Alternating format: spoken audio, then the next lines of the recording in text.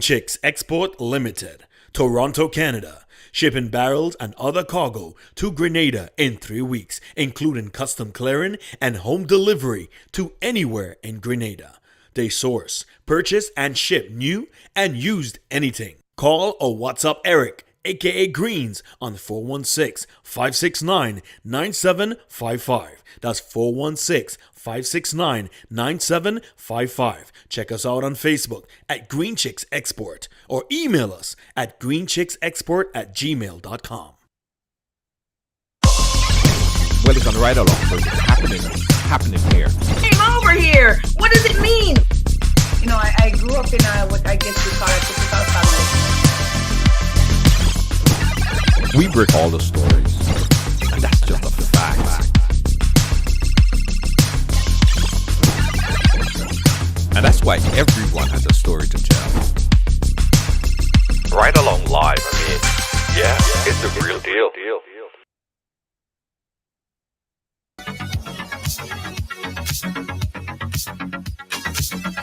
Myself.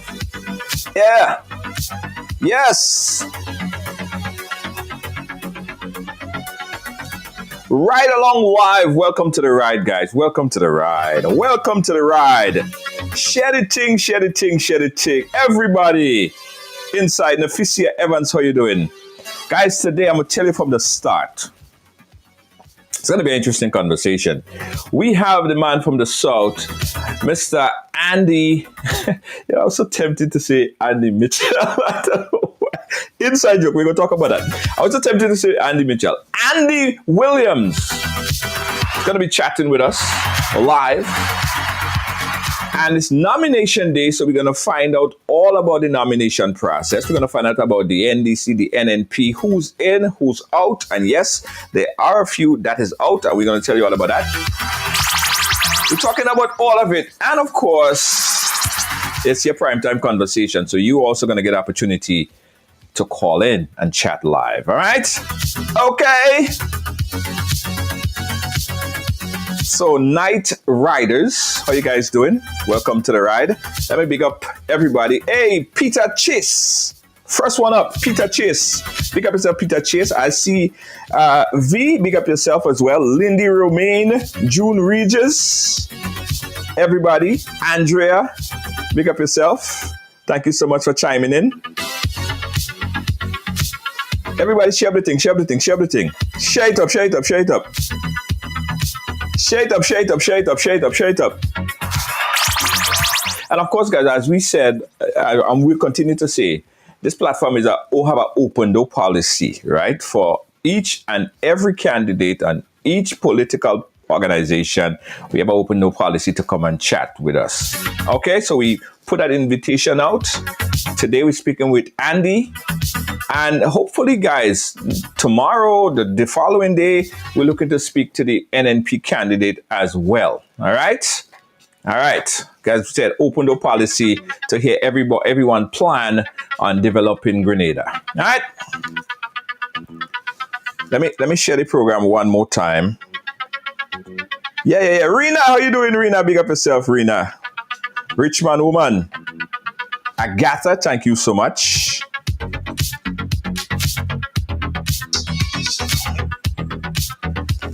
Let me share it. Let me share it on a few pages. 1, 2, 3. Share it over here. Yeah. Here. Yeah. There we go. All right, we're good. All right, okay. So, ladies and gentlemen, let's welcome Mr.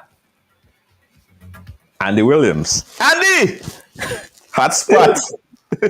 Yes, What you saying, my brother? I'm good, man. I'm good. Good. Keeping busy. I mean, let me tell you, I'm very proud of any person that take on the responsibility and the vitriol and whatever, all of that to come into public life, because we know that it is not easy, right? You're going to get held. Your foot is going to get held to the fire. You're going to go through a lot of this stuff, and I know it's not easy for you. But we want to understand the person himself. Tell us about Andy Williams. Give us some background information. Right. Well, I grew up in Grand Island, Southern Steam. I was born there. I attended the Palmer as a primary school. No, it's a secondary school, but before it was a primary school. From Palmer, I went on to GBSS, which is considered the Grenada Bay Secondary School. Right? Mm-hmm. Wait, say it again. GBS, Grenada Bay Secondary School. Right? Okay.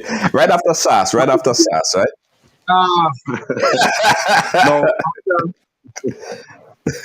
after GBSS, I went on to TAMCC, where I did E-levels, right? Accounting, business, and so. Then I worked for approximately 3 years, and then further my studies when I went to SGU, right? Right.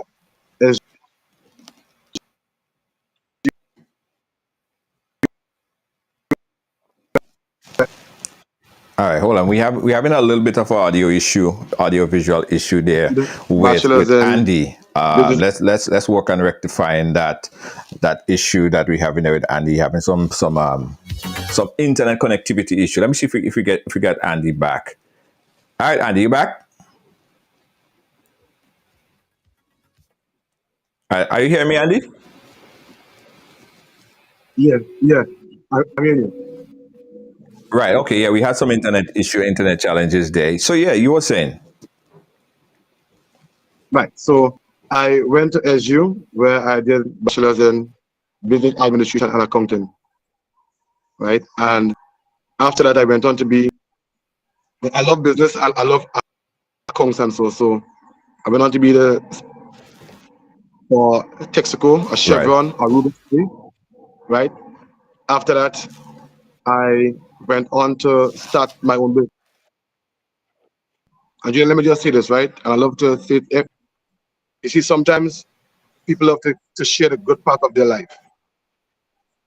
You want everyone to know that, our good part. But I believe in keeping it real, Junior. Right? So I tell my staff, I tell it in churches, I tell it everywhere, on the radio, on the television, and I lost my job in 2010, December 2010. Right? I lost my job. And that was one of the lowest point in my life. First to the max. Mm-hmm.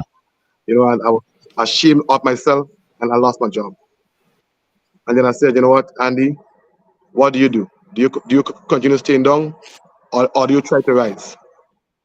And what I did in January 2011, about 3 weeks from then, I took $1,000 EC and an escrow van, and I started to buy goods from Trinidad, put it in the back of the van, and go around and sell.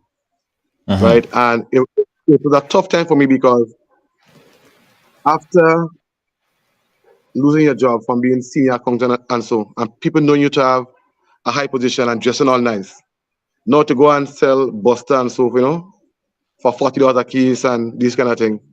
It was like really demoralizing, right? And it's hard to take some of strength to do that. The society we have in Grenada. You might go by a man now and you might say, you want any Buster for sale? You might say no, And when you go, you're like, watch him. He's still working hotel and Right. and this kind of thing. So it's a tough time to me, but I was determined because I am one to always stand up to my responsibility. If I do something, I know I have to stand the consequence and I can't run away from it. So my father was very instrumental in saying, let Andy stay in Grenada. He's not going anywhere. He's not traveling. Let him stay in Grenada and work it out. So after 6 months in business, the business flopped because I credited some people goods and so. And up to today, they haven't paid. And then I went back for a loan by a place called at the time Microfin, and I got a loan from them for $20,000, and that's where I started to pick back up the business again and move on. And that was it, right? I started in my parents' downstairs in a little shop. Then I went to the highway in the yard. Then I went to the building in the highway. You know, on the highway, sorry. And then when I was doing really good, then there was a fire. A fire came. And I lost over $1 million in the fire. I didn't get back anything at all. And I had to start back again, not from zero, but from negative now because, I would have lost so much. And then that was in 2017, September 2017, right? So I had to start over. It was even tougher than the first time, and I weathered the storm and just carried through up until today, right? So at the time when, let me bring it up to speed with now. Now, before we go into now, because I know we're going to get into the politics and your decision to get into the politics, but how did your education, your school, prepare you for entrance into business? Because I am very big on entrepreneurship, and I've always said that I don't think that the education system does enough to prepare people to start businesses. I could be wrong, but the whole analogy that we hear in our head is, okay, go to school, get an education, and then go find a job. Not so much so go to school, get an education, and create a business. So how does school prepare you for your journey into starting your own business? Well, school did not prepare me. I grew up in a small shop, right, selling groceries and alcohol. And our shop was like one of the main shops in the neighborhood. And I learned most of my stuff from the shop.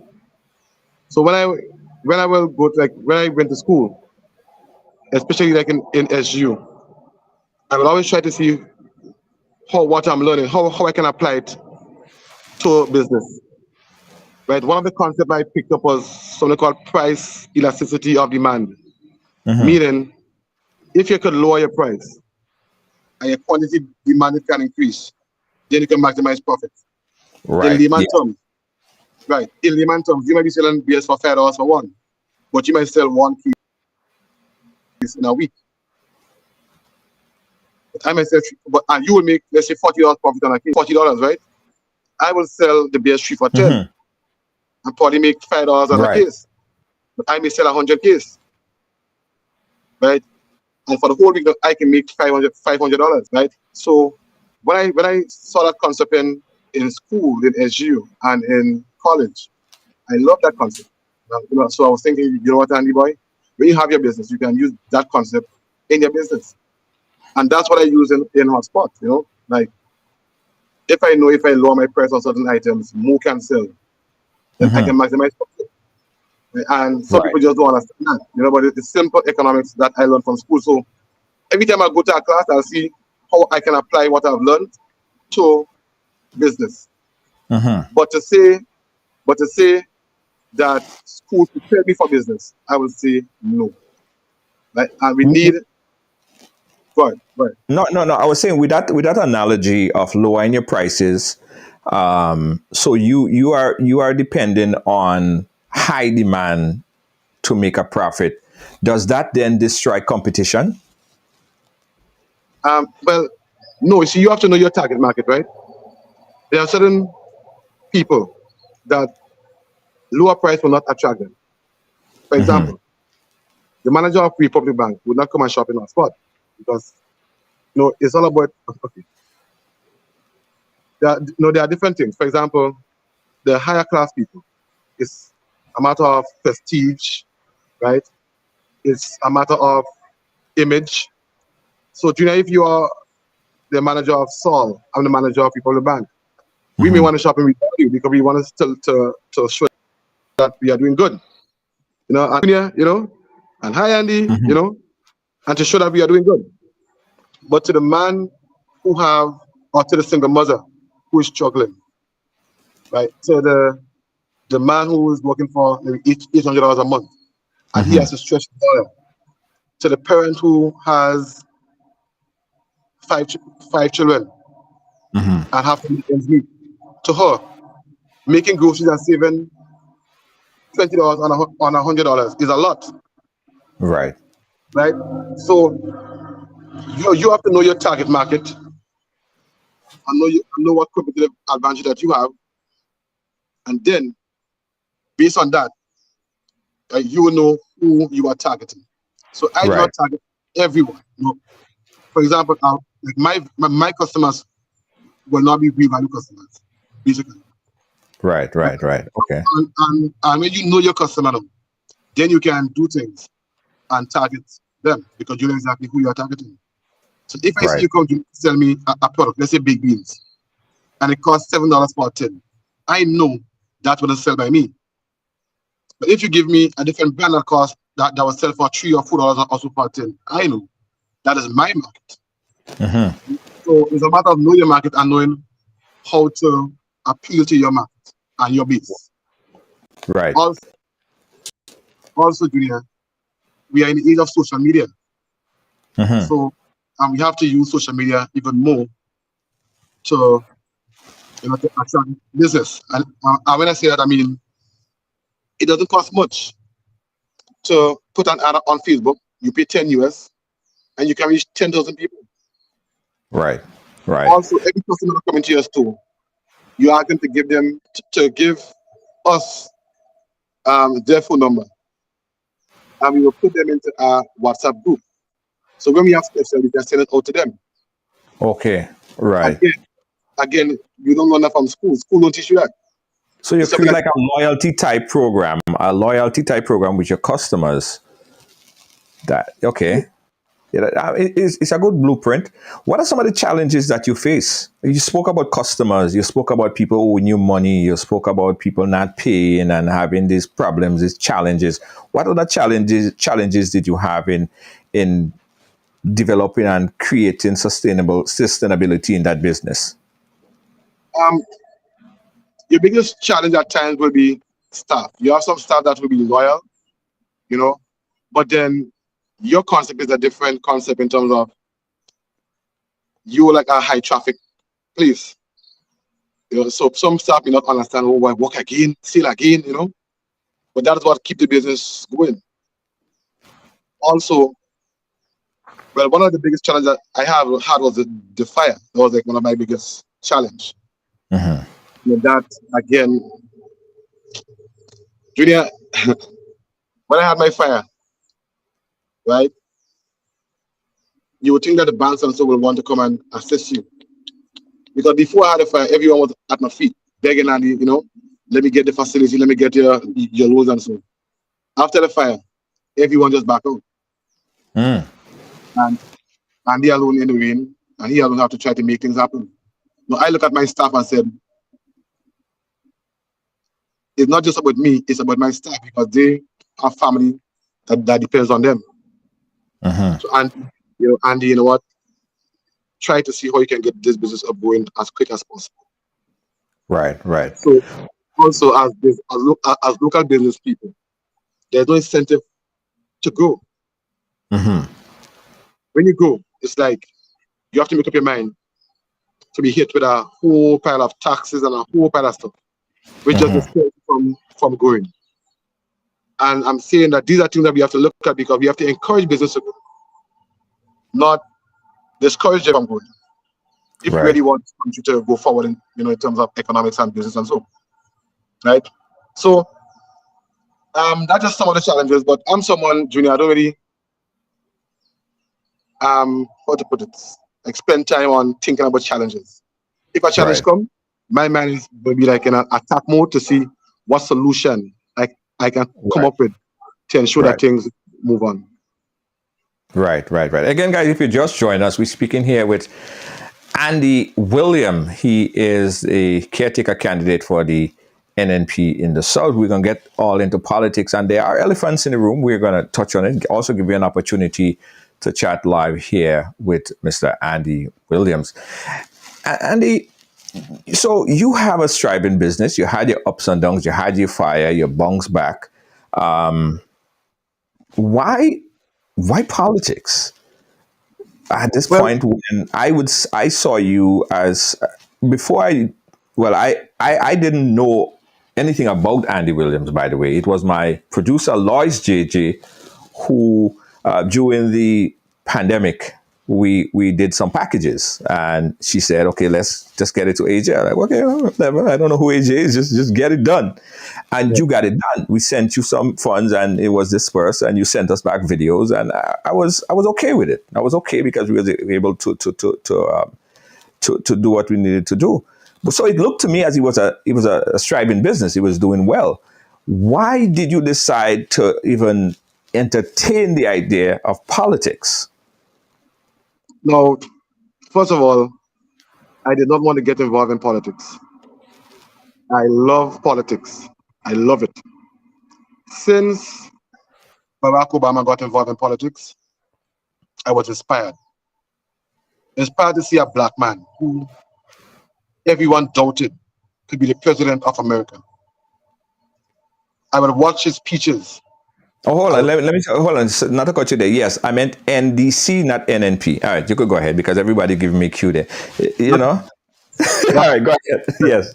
So I will look at his videos. And let me tell you something. For like about 4 years, Yeah. my television was glued to CNN only. No Yeah. other station. Like, that's how much I used to look at Obama. And just he was an inspiration to me. Just seeing how he will just, the crowd will be behind him, both the whites and the black, everyone will be behind him. And so I started to watch politics more and more. And then I started to pay more attention to Grenada politics. Right. And when you're talking about Doc, Keith Mitchell, that was my boy. I love him. You understand? I love him. You can't tell me nothing about Keith Mitchell. I'm a boy. Right. My father and I were NMP. My mother, and my brother, Danny Clark, DJ Killer Song, NDC to the bone. And Danny and I will be arguing. I'll be NMP, Danny will be NDC, and we arguing to fight. But we wouldn't, and so. And that was it. But then afterwards, I started to see certain things different. Like, for example, last election with the teachers and so, and where they had to, a promise was made to them for the increase. When Doug got in power, he refused to pay them. And the way it was done was so disrespectful, I find. And I find that they were tricked. And I didn't like that. Also, the same with the oil and gas, where you say you have oil and so on, you come up and, and so on, and no oil, And then looking at certain things, I'm like, nah, man. And then I started to look at Maurice Bishop. I saw in Maurice Bishop time how the country was progressing. We were moving forward. Education, the literacy level was increasing. Exports was increasing. He brought marketing board where we could have exported our crops and so. He brought the NIS, and the international airport. And we will be making saltfish in Grenada where bananas is right now. We used to be doing saltfish right there. Nectar, jams, And back in the days, Junior, the country was moving. Maurice would be meeting with the people. I find out and all these things. And when I saw that, I'm like, yes, man, this is how the country should be moving. And then I tried to compare it to modernly, to the time now. And I saw that, well, listen, we are not really moving forward. I would like to see more agro-processing taking place. All our mangoes are spoiling, and fruits are spoiling. But these things can be frozen and be put into use, We can be making juices and all these things. Right? I feel like we ship away our same mangoes to Trinidad and buy it back in a more processed form. We sell away our chocolate or cocoa and buy it back in chocolate, you know. And I'm saying, nah, man, market them both again, you know, lost its whole purpose. No, market them both is competing against their own farmers in Grenada and not really exporting. They are selling food as restaurants. Right, Julian? So I'm saying, you know what, nah, man, I don't like what things are going. So I will speak up against it on Facebook and give my ideas on Facebook. And then last year, Doc approached me last year because I didn't want to get involved in the politics. And then Pursuita approached me on the NDC side. And again, I didn't want to get involved in politics. But then when I saw Deacon Mitchell and I heard him spoke and say, and speak, and when I heard his vision and the way he wants to move Grenada forward, I'm like, this is something, this reminds me of Morris Bishop, of the movement. And Andy, you're still being a coward and staying in the back because you're afraid victimization, you're afraid of attacks and all these things. Stop that, Andy. Because a man who stands for nothing falls for everything.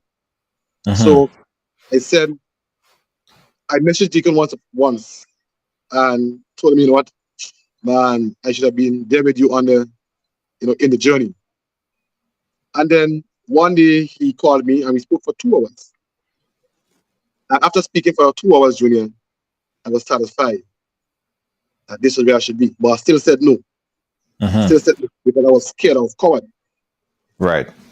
And then whenever I told Deacon no twice. And when I told him no, inside of me was not satisfied. I'm like, Andy, you're not doing the right thing. But I make a joke with Danny. I said, Danny, you know, I told Deacon yes. But I was just joking. And when I said that, Junior, I felt that pressure just released inside of me. And I said to myself, I don't know if it's a good answer or not, but all I know is that this is where God wants me to be. Right. So after speaking to Deacon again, I told him, you know what, yes, I will take up the mantle and I will get involved.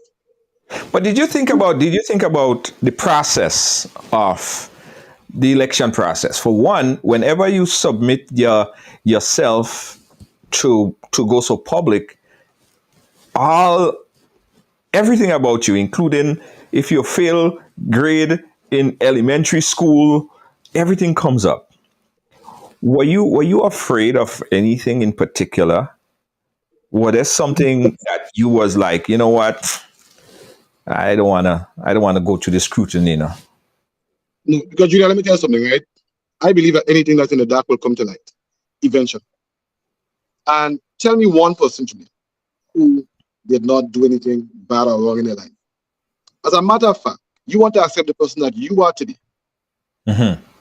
No, you like to see the nice gold chain and so, and all the nice, you know, things. But sometimes the process they go through, Junior, is not a nice process. Also, what about the U2 things that he's smoking weed on the block right now, and there's no hope for him? What about the U2 things that, you know what, I've made a mistake and my life is done? What about the people who think that life is not possible anymore because they have wasted certain parts of their life? But if they look at Andy, who is not a perfect man, and they see Andy can rise, Junior, from one level to the next, that alone can be a motivation to them. So people may look and try to criticize me, and that's okay. That's okay, Junior, right? I cannot stop anyone from saying anything about me, right? But the fact is that, Junior, no one is perfect. Right. If you were to let that hold you back from reaching your potential, well, I don't think that's a good thing, because let me just tell you why again. Some of us read the Bible and we go to church every Sunday. But do you know men that wrote the Bible, Junior, were like Paul? Paul was killing Christians, or like crazy. And the same Paul was converted, right? And he wrote 2/3 of the New Testament. Moses, who led the people out of Egypt, Moses killed a man. David, who wrote all the Psalms that we read every day, David committed adultery, and he even committed murder also. And I can go on and on, you know. So, Junior, the fact is that sometimes God used people who are not perfect.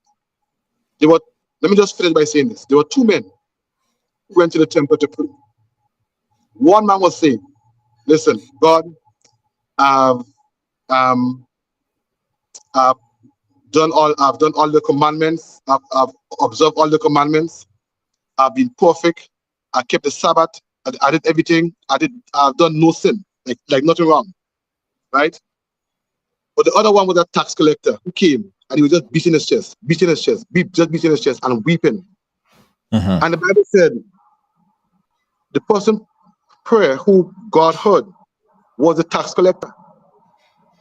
You understand? So it's not about being perfect, Junior. It's about, you know, being an inspiration to someone. Something happened, you speak about it, and I don't hide anything about myself. I expose it. Right, Junior? I expose it because I do not want to be or to look as a perfect man to anyone. I am not perfect. I have my flaws, like everyone else have their flaws. And I will speak about it. I don't hide it. Right? So when this thing come out, Junior, you know, it doesn't really bother me because it's things that I've said already and I've exposed it. I've spoken about it in churches, on television, on Facebook, to my staff, to people on the streets. I just tell my story because people need inspiration also. You know? And what was one of those stories that you spoke about? There are some that I've heard, but what are some that you felt that you needed to get out voluntarily by yourself that you spoke about publicly? No, when I was working, Junior, right, I'm someone who is very ambitious to achieve. Now, afterwards, you know, you learn that can be your strength, but it can also be your weakness. Right. And while I was working I work in Rubis as the senior accountant for St. Lucia, Dominica, Grenada and St. Vincent. Then I went to work in Flamboyant Hotel. In Flamboyant, I was like 30 years old, and I'm saying, boy, Andy, you're living home, 30 years old, you know, you can have your own house. You're the financial controller. Nah, man. So I sold a piece of land, Junior. And what I did is that I bought a house, thinking that everything was finished and done with. You know, I said about real nice. But one day the girl from the bank called me and said, Andy, you hear me? Yeah, I'm hearing you. Okay, because the video seems to be stuck. Yeah, I'm hearing you and I'm seeing you fine. Okay, good. So one day, the girl in the bank said, Andy, you know what? You still owe the lawyer a certain amount. So Gina said, Lord, but what I could do? So I was going to my parents to ask them for some money borrowed. But they had to send money for my sister in Canada. So I'm like, Lord. So I used a company check to pay for my expense, my personal expense. And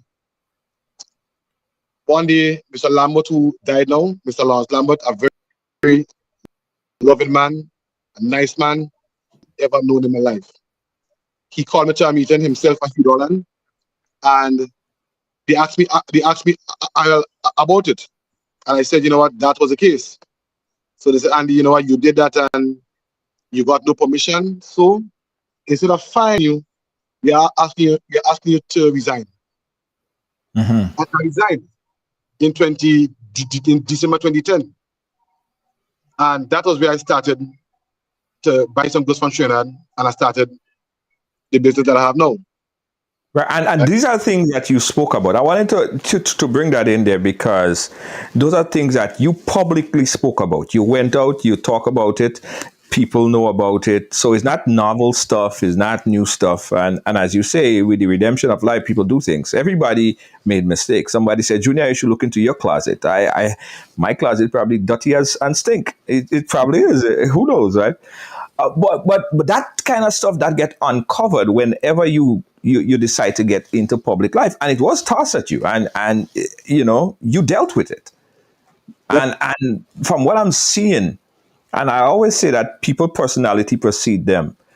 I looked at some videos with you, and I've seen you walking down the street and people jumping at you and people hugging at you. It seems to me, from my perspective, the people in the South really attracted to you. You're saying something, you're doing something that the people like. Yeah. Because that's me, Junior. Listen, Junior, I keep it real. If you invite me to a high-level function, I will go. I could eat with my knife and fork, we will chat about what issues, and that's cool. But my environment, Junior, is if you go and play dominoes by a shop down the road, and you have some old men there, I mean, smoking and drinking and things. That's my environment. I love that. Right. I want me, we'll have old talk, we'll talk shit. Junior, if you know me, right, I love to talk shit. Every day I talk shit. We'll kick for the whole day. That's me. Sometimes I don't like when you get vexed easy, because my personality is a loving one.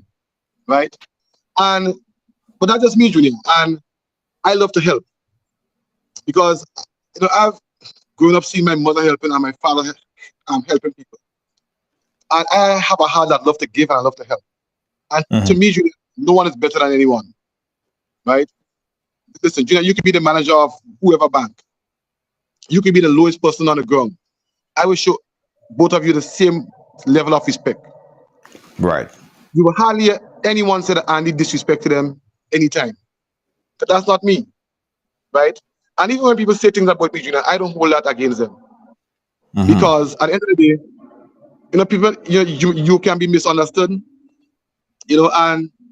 I don't have like the genes in me to hate people. I don't have that. Right. Right? The Bible says to forgive. If you don't forgive, how do you expect the master to forgive you? Right. So, I mean, I'm a people's person, Junior, and I guess that's why. Because I just love to deal with people. I love to laugh with people, smile with people. I just love to have a good time. So, and people like that. Yeah. Listen, there are a lot more that we want to talk about, but I'm watching the comments on a lot of mercy. People want to say something to you. People want to chime in. So I'm going to give them the opportunity and open up the phone line. If you want to talk to Andy, you could call. This is the number on the screen, 718-701-5720. Join the conversation. You could call on the phone line, which we just put up, or you could call on the WhatsApp. Let me just set that up. You could call on the WhatsApp as well and chat live here with Andy. We're talking about the man himself. And guys, this is Ride Along Live. Everyone have a story to tell. There would always be a story when we sit down and have a conversation, no matter who it is, right? No matter who it is. Don't act like people don't know how the thing does go. We always going to have a story, and you're understanding the life of Andy Williams, right? And as we do here on the program every single day, all right? So this is your opportunity, guys, to call 718-701-5720. So let's go back a little bit. When you said yes when you officially said yes to Deacon Mitchell, that you would be a part of the team, what was his response? I think he was happy with it, and he was happy, and I was happy to be part of the team also. Right. I thought as a team that will be a team that will try to transform Grenada. New ideas. Like Deacon is one of the smartest guys that I ever met in my life. Right. The guy just brilliant. He knows like everything. If I think on a scale of 1 to 10, if I'm 2, Deacon is 10. The guy is just brilliant. Wow. And he's just sincere. He's humble. And I love people who are humble. He's humble. Right. But even when, like last Sunday, I wanted to fire up the crowd, and so last Sunday in the speech and so in the rally. And I asked him for permission. Even while we were sitting there, I said, "Boss, can I have permission to please, do this?" He's like, "Yeah, go ahead." Do you? Exactly. Nice. So I mean, we got a caller on the line here. Let's bring them in. Caller, you live. Where are you calling us from? On the phone line. from Brooklyn, New York. Andy, it's Raquel, your cousin. Hey, Okay, hold Raquel on. Clark. Hold on one second. Hold on one second, Raquel. Let me bring you in properly, so everyone would get a chance to hear you as well. 1 second, Raquel. 1 second. All right, Raquel, you there? Hello, Raquel. Hello? Are you hearing me? Yes. Okay, go ahead, Raquel. Hi, Andy, it's Raquel. Hi, how you doing, Raquel? I'm good. How are you? I'm good. Congratulations. Thank you. My my question is, guys plan for the health field in Grenada, actually? You just repeat the question again. What's the plan for the upgrading of the health situation in Grenada? The plans for upgrading the health system in Grenada. Right. Now, first of all, let's look at where we are. At present, we have like downstairs a house for a center in the south of the island. So let me talk about the south first, and then I'll talk about national after. And even I was in Cali last night having a meeting, and even the health center there, Junior, is like it's closed right now. It's not open at all. When you even go to Woburn and you look at the health center again, it's like, it's just a shame. And it is time we invest money in health. And I'm saying, if we can invest in the bushing, let's say $40 million to the bushing, we can invest money in health. And we should invest money in health. Because, especially if you're in the south of the island, Junior, the south is very dense, it's densely populated. There are people coming to the south to rent because that's where the jobs and so are. So they will come and rent and to make it make sense. So even registered voters, the south is the biggest constituency. We have like 11,000 people registered to vote. And that's the most in all the 15 constituencies. So, Junior, we need better. And I'm saying what we need is a polyclinic that is located strategically so it can be accessible from various places. Also, what that will do, it will ease the burden on the general hospital. So instead of you having a case where you're overcrowded at the hospital, now that polyclinic can create an alternative to the hospital. Right. In addition, we need an ambulance that will be stationed there 24/7. My father was sick. We called the ambulance. It took over 40 minutes to come. We have an ambulance in the south of the island. It could have been a matter of 5 minutes, Junior. And when you're sick, time could be really important. Also, in the south, we need doctors in that polyclinic on call 24/7. And we need nurses there also 24/7, right? Because sickness can come at any time. And you have guests and so at the hotel that can fall sick, right? Yeah, Grenada can be blacklisted also very easy. So something can happen to a guest in a hotel, and it could be the process was not done properly, it was not handled properly, and that alone could have negative effects on you. So it's good to have a good health system, and I'm saying we need that in this one. It may not be done in year one, but it's something that can be done in the first term, right? So on the case of healthcare, this is what we have to do. And also, Junior, 2 more points. We have to stock the hospital with medications and equipment also, right? And also we have to pay our nurses and doctors proper salaries. Because right now we are not paying the nurses on contracts right now, Junior. And as a nurse, you can work for 10 years. As a matter of fact, there are nurses that work for 15 years, Junior, on contract. And they are saying, Andy, we cannot even go to the bank for a loan. So guess what?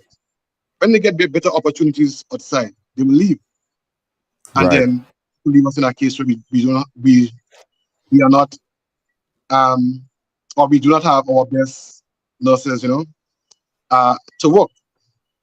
So I'm saying, Junior, we need to, number one, invest money into our healthcare, and we need to invest money also in the human resource aspect of it. And when we do that, we can see our way better. Right. We got another caller on the WhatsApp. I mean, the calls are coming in fast and furious. We have someone on hold on the phone line, but we got someone on the WhatsApp right now. Caller on the WhatsApp, go ahead. Hello? Hello? Yes, hi, good night. Yeah, good night. Go right ahead, caller. Yes, good night, Andy. This is Abigail McNeil. Congratulations. Thank you. Yeah, what I wanted to find out, right, and I'm glad that the previous caller mentioned it in a way, right? As you would have found out, I'm not too well anymore, and the health system, is not of the best. I actually was in some kind of, well, you could say cardiac arrest this morning slightly, and I actually called in for assistance with the ambulance. And I'm not talking about the general ambulance, but some transition clinic or something like that, because that's the closest number that was in my phone. And when I called them, the young lady told me that they'll be able to send an ambulance, but it's going to cost me $150 one way and $150 the other way to come back. And to be honest, this is concerning because it makes me believe that once you don't have money, then pretty much you're dead. So in a situation like that, what is going to be implemented in the future? I have to say in the future because I know you guys are going to win with situations like these.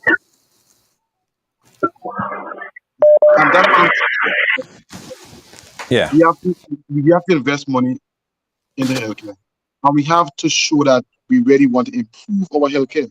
That's where it starts, right? And also something again that I want to see us even start implementing. I'm not bad talking to anyone. I'm not running anyone, but I'm saying, like Nicholas Steele was the Minister of Health, right? His line was before he got into politics, his line was a salesman with cars and so, right? Owning a car company. But you look at the US. I saw in the US a woman was being grilled, right? Grilled to be to be in charge of health. No, to be in charge of education. And they were grilling her, so what experience she has in education. Julia, can you see me good? Nah, you're kind of getting dark. You're kind of getting dark a bit. Can I put on the light?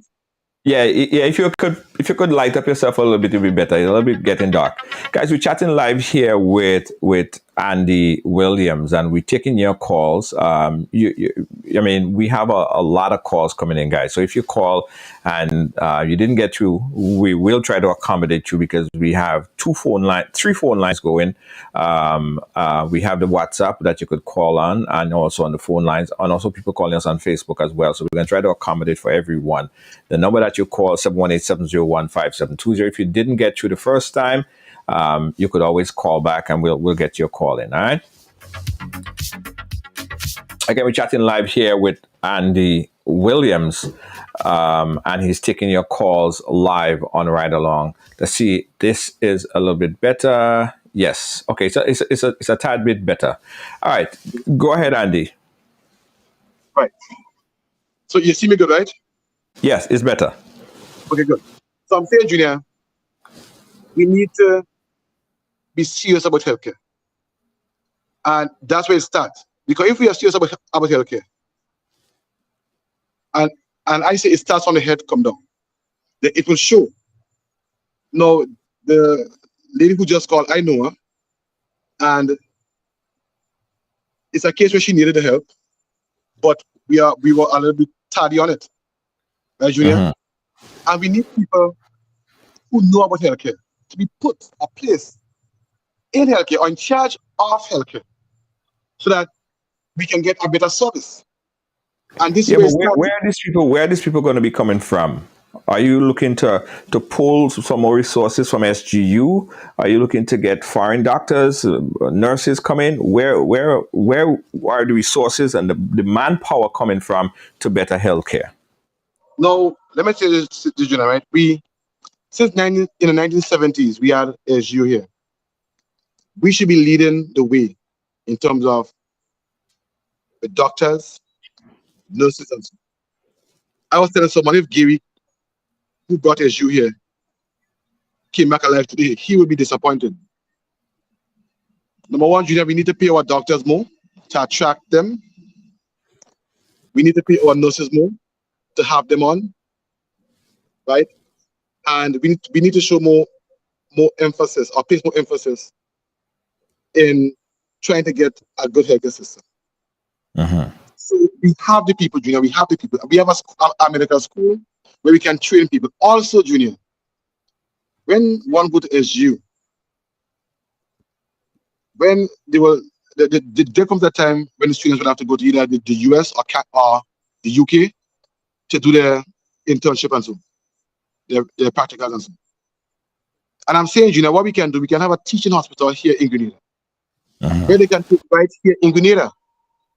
And when they're in the process of doing it, we will be benefiting because they will be treating our own citizens here. And that's one way how we can better the quality of healthcare in Grenada.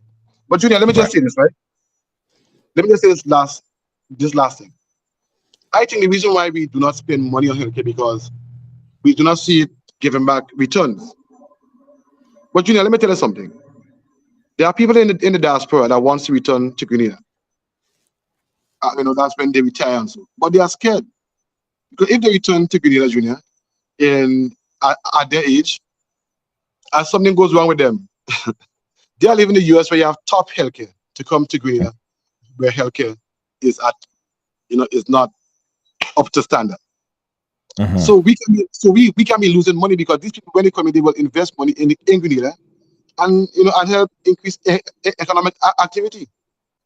So, and also, Junior, when you check on, like, let's say the operation or so, every chance someone has to make the operation, they go to either Trinidad or Barbados, and that what happens.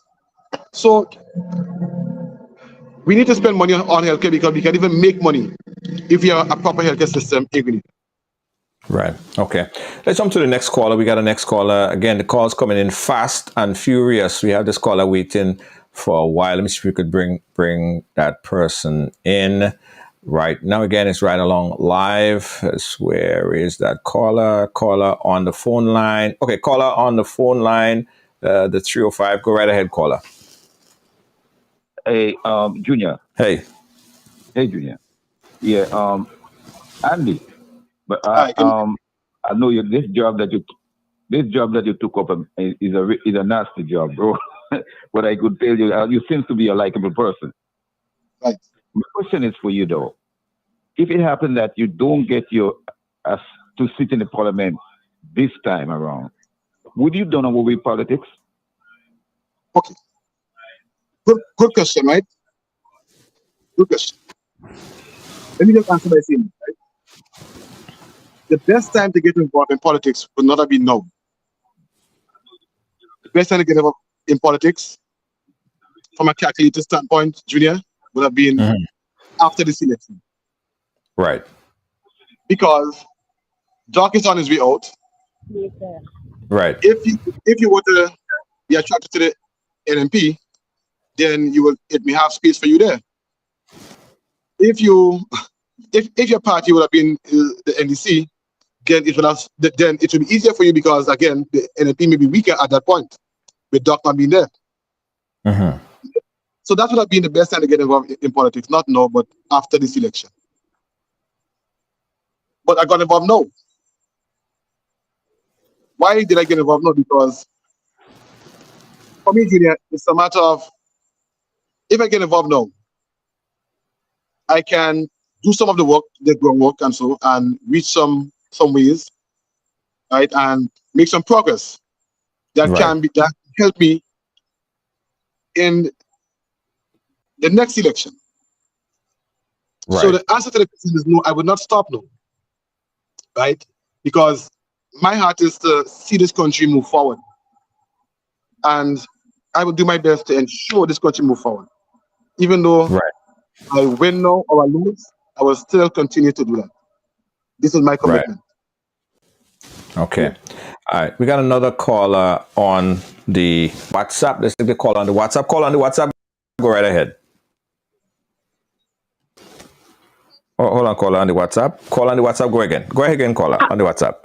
Yes. Hi, Andy. First of all, I want to say how proud you made us today. You made me cry on the live, but it's okay.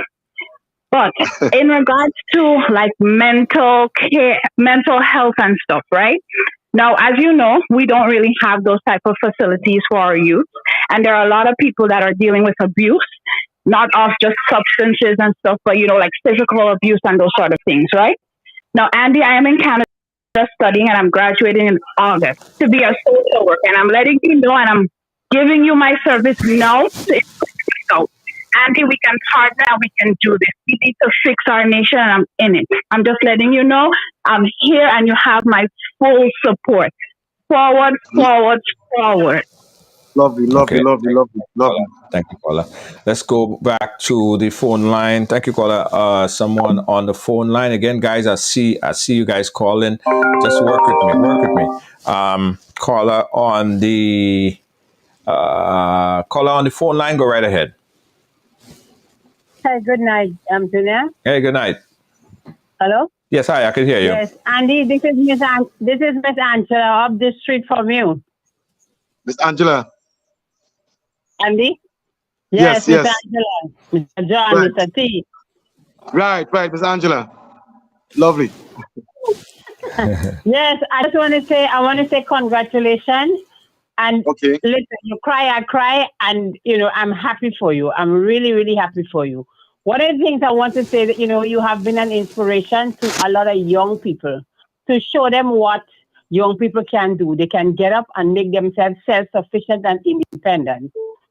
And one of the things I would like to see when you after the 23rd, the elderly people. The elderly people who a lot of them live by themselves, living in poor condition.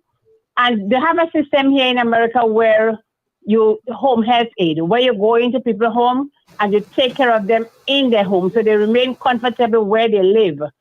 And to me, it's even cheaper than having to put them in a home and pay $1,000+ or how much dollars. I don't know what they charge.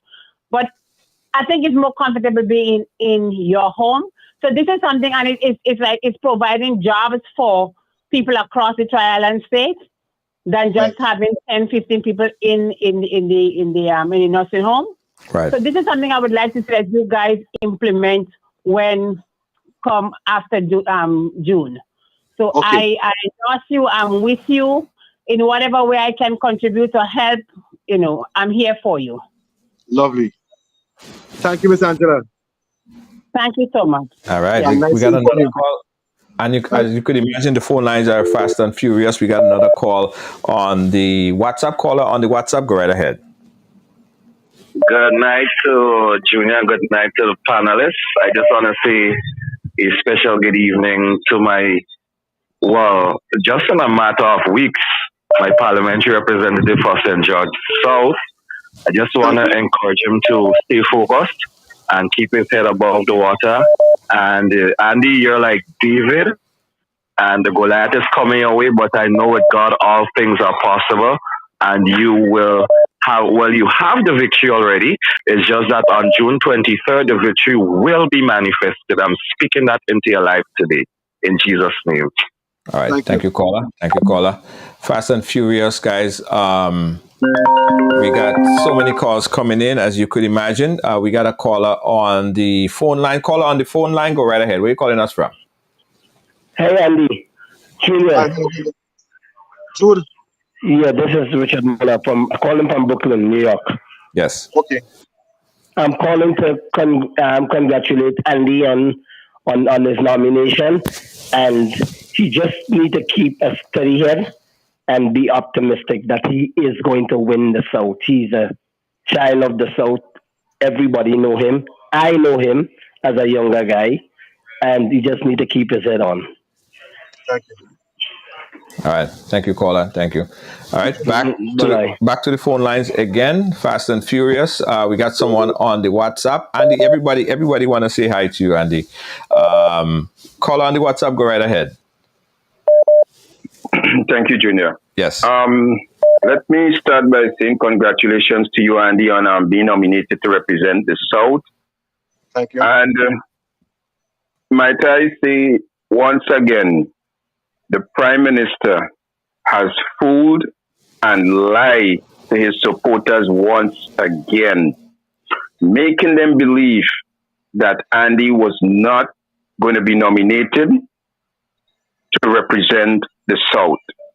So that's another failure on the Prime Minister's part again. Junior, as Andy was speaking about the health sector, you know what came to mind? I remembered when we had the World Cup cricket in the Caribbean a few years back.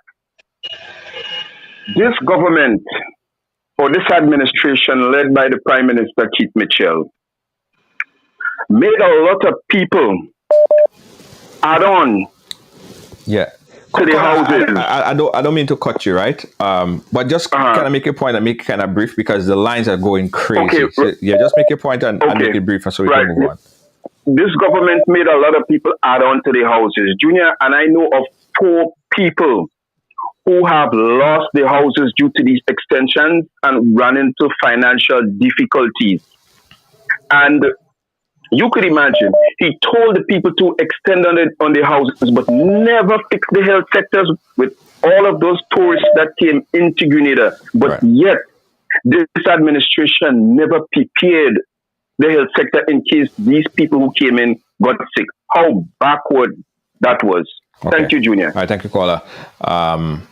Let's go back to the phone lines. Caller on the phone lines, you live?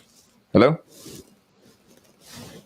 All right, let's take the call on the WhatsApp then. You're speaking live with Andy. Call on the WhatsApp. Go right ahead. Good night, Junior. Good night, Andy. Hey, good night. First of all, congratulations, Andy. I have no doubt. I'm extra happy and can't wait for the 23rd. I know after that you will definitely be a great representative. Not necessarily to you, but I think it's necessary for a video or some informational to be dispatched to teach people how to vote, avoid spoil votes. I've never voted in my life, so I'm a bit, I want to know what to do. And I think there are a lot of people like me who need to know what to do, so we don't get a lot of spoil votes. Right. And not just like Andy, but to the NDC team. When you get into office, I think it's necessary before we get to the national healthcare state, because I know that's where they're heading. But for persons who have health insurance in Grenada, I think some tweaking needs to be done to what is allowed to happen. And I had that experience when I had a surgery about 6 months ago, and I think the health insurance has already whatever they want, and it's very unfair to cover what they want to cover and all this kind of thing. I think something needs to be done so that we can address that issue. And if people are paying a lot of money for health insurance, they should be given proper coverage. All right. Thank you, caller. Let me also say before you answer, Andy, guys, when you call in, right, because we don't want to filibuster the thing and we have a limited time, if you could make your point as short as possible so we could accommodate for more calls. Thank you.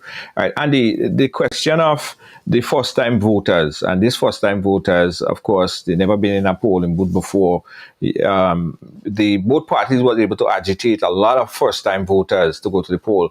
What is being done to ensure that they know what they're doing? You know? Oh, hold on, you're muted. You hear me now? Yeah, I hear you now. Right. So what my party will do is that we are in the process of making a video to show people how to vote. Because last election, we had a few spoil votes. right, which we have thought went in our way. Right. And well, both ways. Let me say both ways. You know, and every vote counts. So we are doing a video which will demonstrate how to vote when you go into the polling booth. Into the polling booth. Okay. Yeah. All right. We got another caller on the phone line. Caller on the phone line, go right ahead if you could hear me. All right. Okay. So let's move that caller across and take the caller on the WhatsApp. Caller on the WhatsApp, go right ahead. Just want to say congratulations to Andy, man. Congratulations, you know. Hailing from the Limes village, you know, hometown. Yeah, man. Just want to tell him thanks, you know, for helping me start my business, you know, with a half bag of potatoes he had gave me a couple years ago when Hotspot was right on the stretch. You know, my business is going firm and strong, you know. Just want to say thanks, man. Right. Thank you. Yeah, man. But Junior. Yeah, go right ahead, Andy. Now, let me just say this. Sometimes we feel like if we have someone to strive, that it takes away from us. Right. And that is so wrong. As black people, especially, Junior. I don't mean to kind of race into this, but as black people, we have to stop trying to pull each other down and try lifting each other up. Right.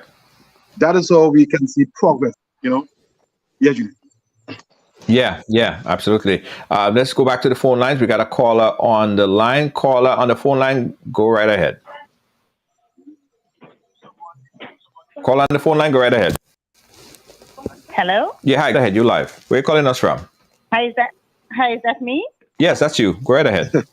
Oh, okay. My name is Denise. I'm calling from Toronto. All right. Hi, Toronto.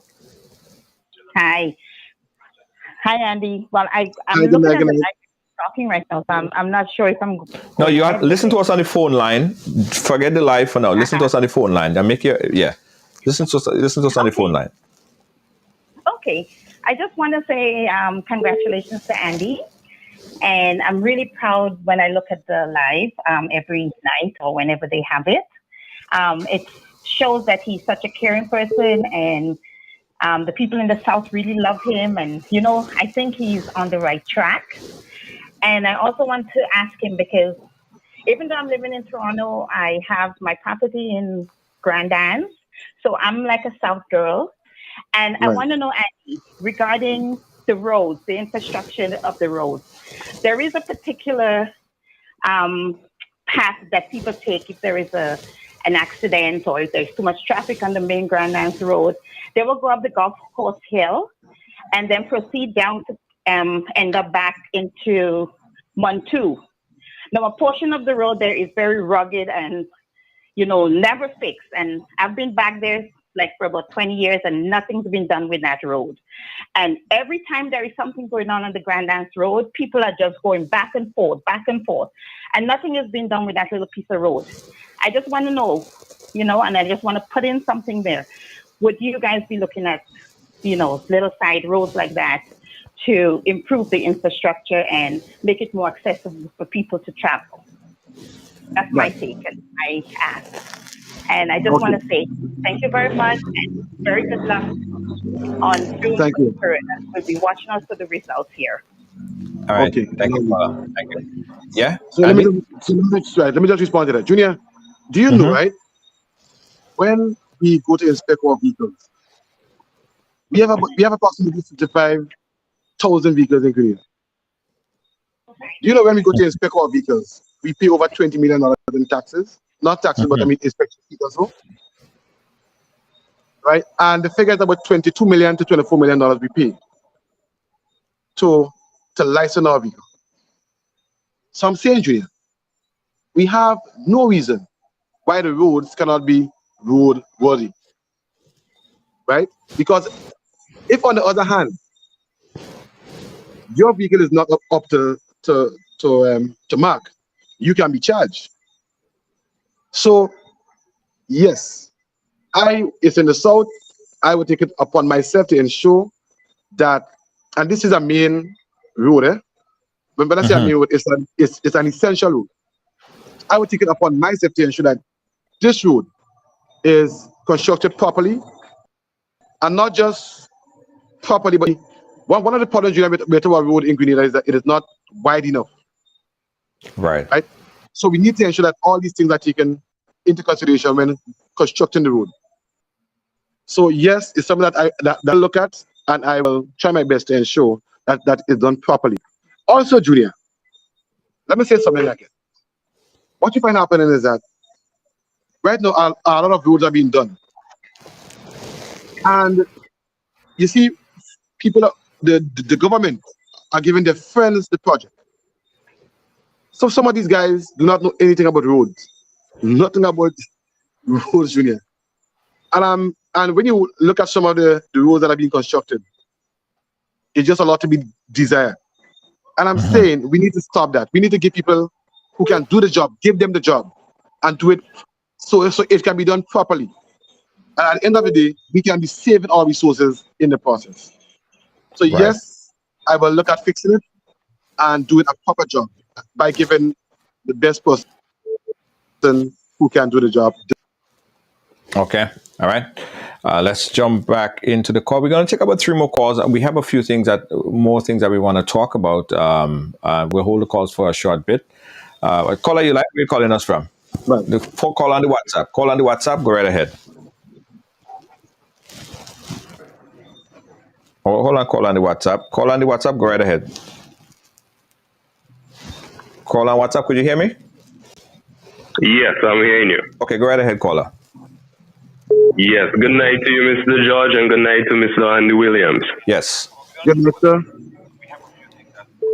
Yes, I'm just calling in concerns with the tourism industry. I would like to know. Caller, listen to us on the live. I mean, on the phone, not on the live.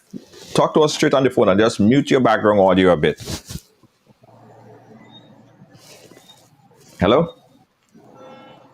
Hello, Junior. All right, I think we lost that caller. Let's go to the phone lines. Hello. Yeah, hi. Hello? Hello, Junior. Good evening. Hey, good evening. Good evening. Good evening to Andy too. First, let me congratulate Andy, and let me Thank you. congratulate all the prospective candidates who became candidates today. Andy, I want to say kudos to you for stepping out and taking out such a mantle. You are from my generation, and I believe that our time has come. We want to say thanks to those who would have tried to manage. All right, we lost that caller. We're going to take a last call, guys. We want to talk about nomination day today and what happened today. So let's take this last call, and then we're going to come back with your questions. Take this final call. This is our final caller for this segment, and we're going to take a new series of caller on the WhatsApp. Go right ahead. You're the final caller for the time. Call on the WhatsApp. Go right ahead. Yes, good evening, Mr. George, and good evening to Andy Williams. Yes. Yes, I'm calling in regards to the tourism industry. I would like to know when your government, including you, when you all sit and get into government, what would be done for the tourism industry? Because as you know, a lot of the staff in hotels and so forth are being underpaid. And I would like to know what measures would be put into place to rectify that problem. Lovely. Yeah. Right. Number one, Junior, let me just say this, right? Yes. First of all, we need to equip our people to be able to attract the higher paying jobs at the hotel, the managerial jobs, right? And let me just say this. If I'm negotiating Junior to bring a hotel to Grenada, part of the negotiation will include work for my people. And it may take some years for the hotel to be constructed. At that time, what we can do, Junior, is to train our people, send them to different hotels and so in the Caribbean for training, so that when the hotel is completed, our people will be able to be equipped for the higher end jobs, number one. Right. Number two, Junior, I always say that we are giving a lot of these hotels concessions. be it taxes and so. But our people are getting the lower end jobs. Number one. Number two, you have homegrown hotels, Junior, who are paying full taxes. And you have hotels who have the big chains and so, who are finding ways to pay less. For example, I was speaking to one of the hoteliers, a local one, right, last week. And he was saying, Andy, you know what? Some of these big guys, one room may cost $1,000 a night. But they would take out, but when they remit the money to Grenada as part of the room sale, we may only get $200 because 400 might be taken out for administrative fee, 300 might be taken out for commissions, and so. And these are ways, Junior, of remitting a lower amount to us, so that they can pay less, and so, or they can submit less in terms of room revenues. So, Junior, we have to look at these things, right, and make it more equal across the board. But, and we also have to increase our minimum wage, Junior. Because hotel workers, listen, we give all these breaks and so, and you find people working in these hotels, our own people are working in these hotels for like $800 a month. And they depend on service charge, Junior, to really bring up the salary. If service charge is low, then they go like with probably $1,000 or less. And I'm saying we need to increase the minimum wage because, Junior, $800 for a single mother who has 1 or 2 children, who has to pay for food or buy food, pay the bus for the children, education, utilities. $800 is not enough. So we need to raise the minimum wage across the board, Junior, so that these workers can work for more money and can better sustain themselves. So number one, I believe, is through training, so we can get the higher end jobs. And number two, increasing the minimum wage so that our workers can be, can be paid better. Right. I want to talk about the pension issue. There has been a conversation that's been very topical in this election cycle. Now, the Prime Minister just released, so I could pull it up, the Prime Minister just released some information as it relates to the pension payment 2022 delivering. It says, all outstanding pension payment to the workers who retired long before 2022 would start receiving their payments through a phased approach based on national cash flow. What is the NDC response to the payment of pension and gratuity for so many workers? Now, let me say this, Junior. Pension, the court made this ruling. So it's not a matter of if we have to pay the pension. We have to pay the pension. It's simple, right? What we are saying, Junior, it's an advantage to us if we pay the pension, because immediately you would have an injection into the economy. Okay. It was for economic activity. And when that happens, Junior, even the government will even collect more taxes also. So it's to their advantage. Number two, if every time you refuse to pay the pension, Junior, every year, every month, you are incurring 6% interest, right? What we are saying, what my leader is saying, let's take a loan. And right now, you can get loan, Junior, as low as 1%. Let's take a loan, Junior, and pay the pension. Because in that case, 1% is much lower than 6% if you do not pay it, right? Number two. Number three, I heard the Prime Minister say in a national address when in one of the rallies, before he made a commitment to pay the pension, he was saying that he do not want to increase the national debt. I don't know if you heard that. Yes. But listen, Junior, that is such a false statement, because when the court made the ruling to pay the pension, your debt increased at that point. You understand? Let me break it down to you, Junior, in layman terms. Let me break it down for you. if Junior, right, I owe you $10, right? So my debt is $10. You're the only person that I owe $10, right? But I went to the bank. Let's say I went to the bank today and to apply for a loan to pay you. When Junior, if let's say tomorrow the bank give me that money to pay you, I will be paying you off that $10, and now I will owe the bank $10. So in essence, the debt did not increase because the debt remains the same. Because basically, I paid you your $10, so I do not owe you again, but I owe the bank $10.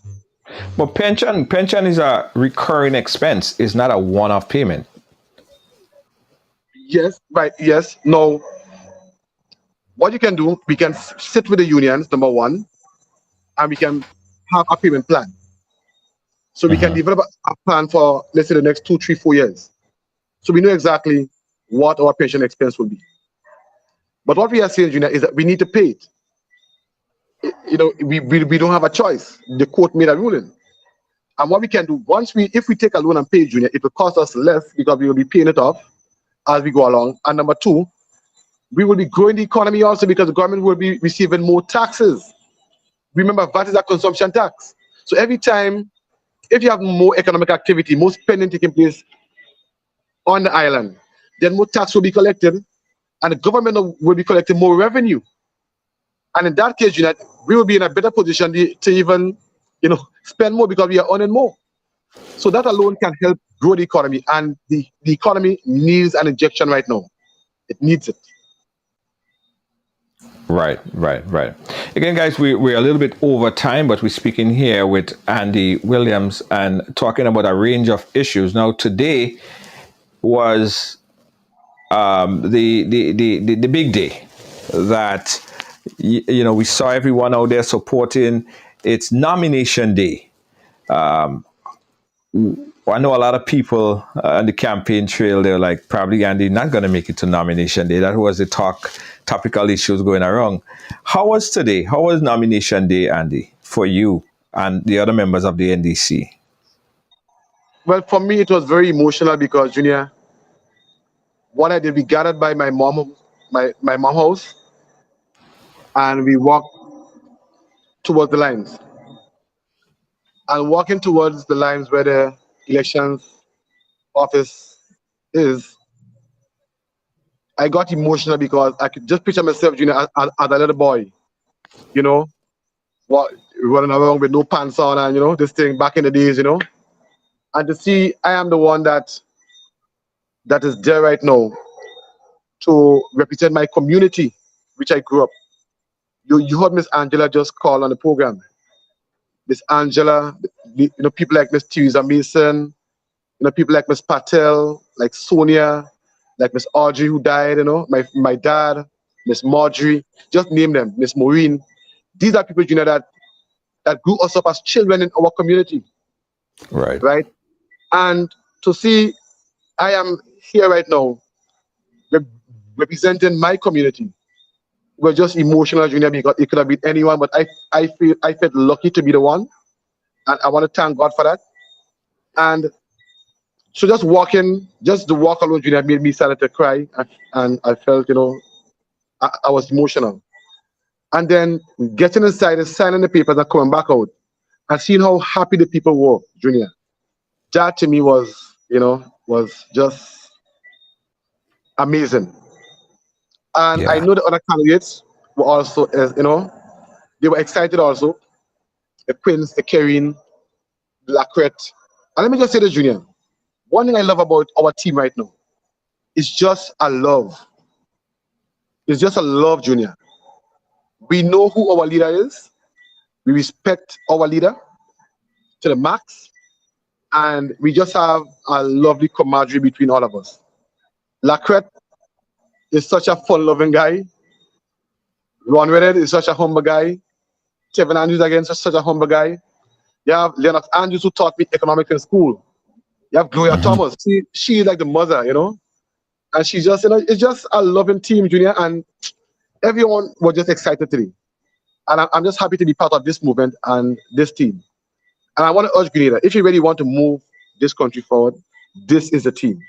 Not because I'm on it, but this is the team. Give us a chance. Let us show you what we can do. And let Grenada again be top in the Caribbean. You know, because I know with our great minds, Junior, we can reach the sky. I just know that, Junior. I have that feeling. And I want to urge you to please give a chance to prove ourselves. And I know you will not be disappointed. Even you in the diaspora also. Yeah. Well, while you know the entire team of the NDC was nominated today, and all the team of the NNP was also duly nominated, there were also some of the smaller parties who were not nominated. Earlier, I got a chance to speak to Earl Maitland, right, who is the leader of GEM. Earlier late last week, we had an interview with Power. And Power spoke about the coming together of the GEM and Power. Also, it was reported that Power did not proceed with nomination. But I got a chance to speak to Earl Maitland. I want to play back this interview real quick. It's a short one, but I also want to get your reaction on it. I just had this interview with Earl Maitland a little earlier. Check this out. Okay. Maitland from GEM to talk about the nomination process today. As you guys know, today is nomination day. It's nomination day in Grenada for the upcoming election. Earl, how you doing? And we eager to know about your decision and what transpired today as far as nomination. Did you proceed with your nominations for today? Okay. Good afternoon, Junior. Today I can't say that I'm fine. There is too much corruption in Grenada for one to feel settled. I am very concerned about the current situation here in Grenada. And today I decided not to be nominated. Tell us about the decision and why you made that decision. Okay. Now, my mission is to ensure that the rights of all Grenadians and the Constitution, all the mandates and the guarantees of the Constitution are fulfilled by persons in authority, which includes the supervisor of elections and the government of Grenada and other individuals living here in Grenada. Now, what transpired today is a result of the unfair election, the unfair election in 2018. As many who have been concerned about the election and the processes. So today I decided not to partake in the election for the simple reason that this election for 2022 would be unconstitutional and it would be unfair. It would be unconscionable for someone like me, a patriot of Grenada, to partake in an illegal election. Now, I use the word illegal because there have been many constitutional violations by the supervisor of elections and by the two major political parties here in Grenada. And I'd like to draw your attention back to the 2018 election, post-election era, where we had the then supervisor of election, Mr. Alex Phillip, who came out after the election and confirmed that in one polling station in my constituency, Northeast St. George, that 32 out of 35 persons voted illegally here in Grenada. The Electoral Office decided to take a stance, Junior, which is uncouth, immoral, and obviously illegal. They decided to take a stance and set a precedent that they would not apply the relevant laws to voter fraud. And this is what occurred.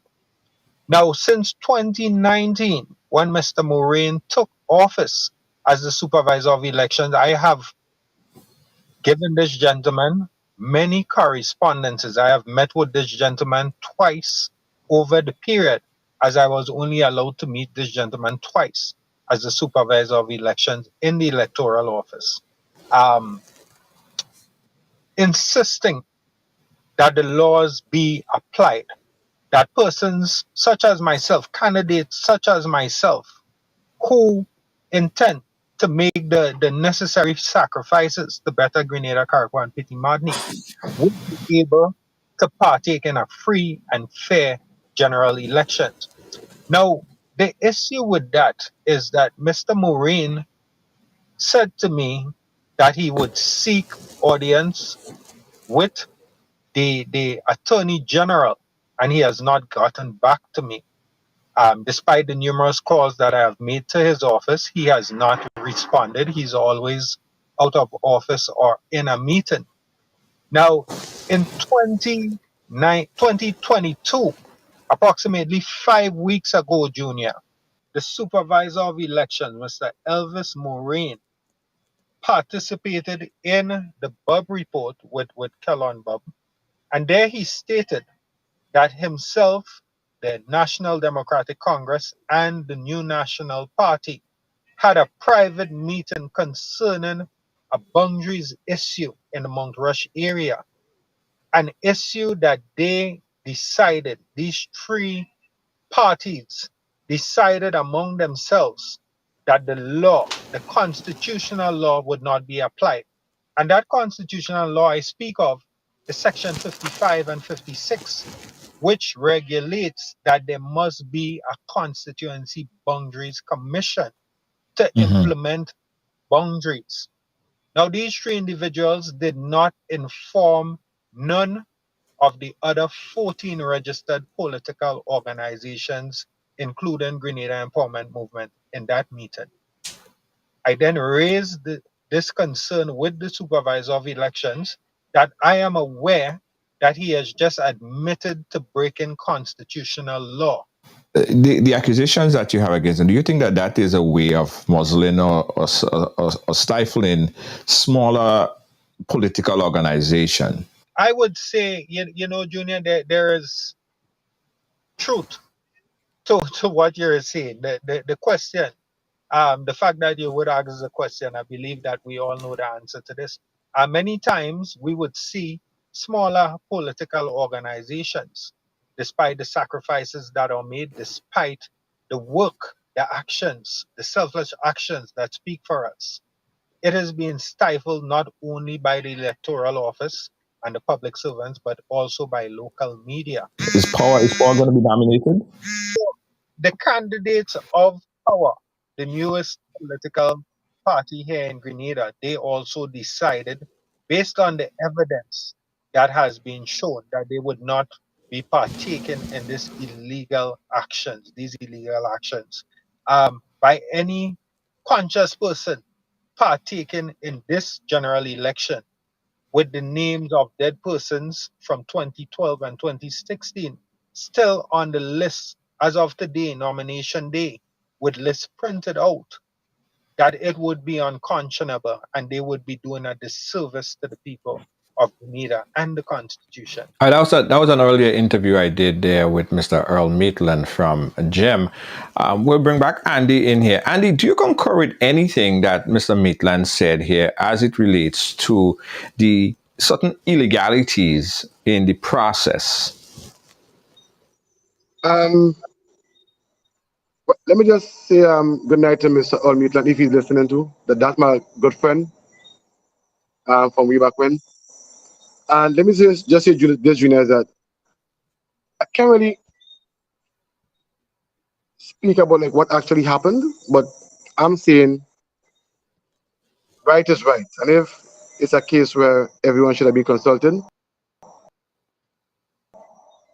I think that this should have been the case. And the elections office, or they are the one that, you know, should ensure that these things happen. So if that was the case, Junior has always saying, and he's correct, then, you know, I am always for the right, doing the right thing. Right. As to the case where the dead people named also on the list, list was printed and we have like 7 days to object to anything on the list. So it's a case where we have time still to object, but we have seen in the past, where we have raised certain concerns to the electoral office, and they were not addressed until my leader had to write a long letter to them and publish it too publicly for people to see exactly what our concerns were. So we too have concerns, and we too feel that sometimes they are not being dealt with efficiently or timely. Right. So I just hope good sense prevail and the electoral office and so do the job, and ensure that we have a fair election and the processes are followed. So. Right. Yeah. Listen, Andy, I appreciate you taking the time to come and sit with us and chat with us. Oftentimes people hold back from sitting here because sometimes it's a hot seat. Right. You don't know what to expect. Right along is a very challenging audience, viewership, diverse. Everyone have the different variety of what their likes and the dislikes are. So oftentimes, people feel the weight of it. But you took the opportunity to sit with us and give your thoughts and ideas, and we appreciate that. And I appreciate any person, young person or anyone that decide and say, you know what, they're going to get into public life. Because you know as much as I know, the minute time you open your mouth and say, this is what you're going to do, it's just expect everything to come out. Just expect the worst. Just expect people to say, people treat you like if you're not even human beings, like you shouldn't even respond on a level. So anytime someone take that opportunity, no matter what side, no matter what their affiliations are, I congratulate them and I welcome them. And let me also say, while I'm talking about that we are an open platform and we're inviting candidates from the NNP, from the GULP, from the GEM, from the Power, from every political organization. This is a public open door call for you. We want to hear from you.